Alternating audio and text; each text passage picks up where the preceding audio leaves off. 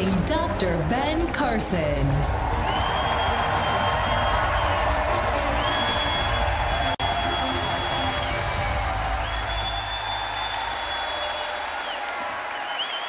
Thank you.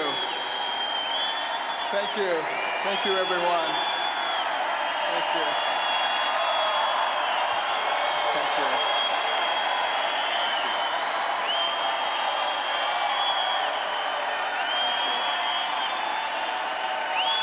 Thank you so much. Thank you. Thank you. All right. Don't eat up my time. Thank you. I want to thank you all for that very warm welcome. I have to start out by saying one very important thing. I'm not politically correct. And I hate political correctness because it's antithetical to the founding principles of this country.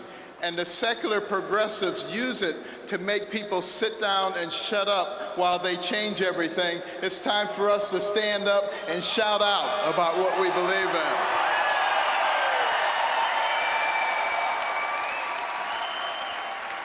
You know, I devoted my career to studying and operating on the human brain. This remarkable organ defines our humanity. It gives us the ability to not only feel and observe, but to reason. When we elect a president, we need to use that power of reasoning to look at their history, their character, what kind of people they really are. It makes all the difference in the world for us. And it is going to be so critical right now. We must resist the temptation to take the easy way out and to passively accept what is fed to us by the politically elite and the media, because they don't know what they're talking about, but they have an agenda. Now, we must also be weary of the narrative that's being advanced by some in our own party. The notion that a Hillary Clinton administration wouldn't be that bad, the effects would only be temporary. You know, that it would only last for 4 and at most 8 years. They're not using their God-given brain to think about what they're saying, because it won't be 4 or 8 years, because she will be appointing people who will have an effect on us for generations, and America may never recover from that. That's what we have to be thinking about.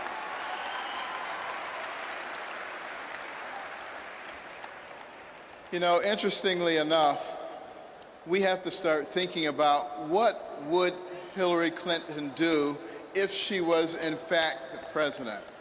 She would appoint Supreme Court justices, she would appoint federal judges, and that would have a deleterious effect on what happens for generations to come. Not only that, but she would continue with a system that denigrates the education of our young people, puts them in a place where they're never going to be able to get a job, where they're always going to be dependent, and where they can therefore be cultivated for their votes. This is not what America is all about, this kind of deception. And this is what we, the people, have the necessary obligation to fight.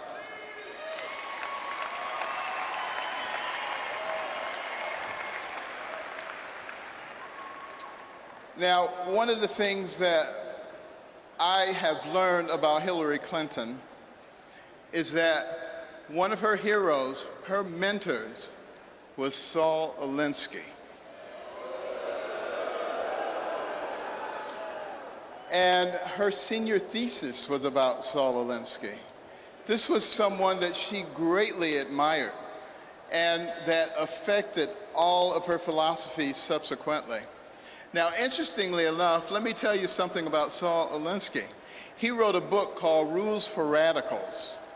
On the dedication page, it acknowledges Lucifer, the original radical who gained his own kingdom. Now, think about that. This is a nation where our founding document, the Declaration of Independence, talks about certain inalienable rights that come from our Creator. This is a nation where our Pledge of Allegiance says we are one nation under God. This is a nation. This is a nation where every coin in our pocket and every bill in our wallet says, "In God we trust." So are we willing to elect someone as president who has as their role model somebody who acknowledges Lucifer? Think about that. The secular progressive agenda is antithetical to the principles of the founding of this nation. And if we continue to allow them to take God out of our lives, God will remove himself from us. We will not be blessed, and our nation will go down the tubes. And we will be responsible for that. We don't want that to happen. Now, Donald Trump, he understands this very well. He understands that the blessings of this nation come with the responsibility to ensure that they are available to all, not just the privileged few.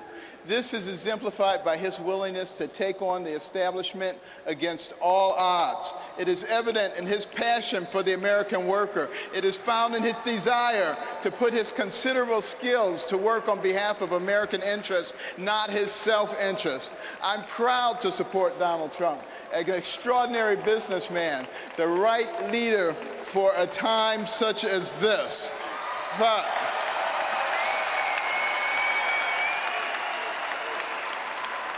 But you know what?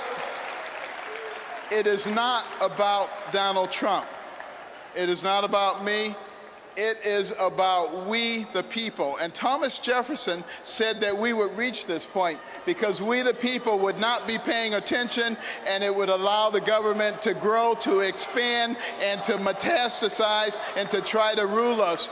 But he said, before we turn into something else, we, the people, would recognize what was going on, what we were about to lose, and we would rise up and we would take control of our nation. And I say now is the time for us to rise up and take America back.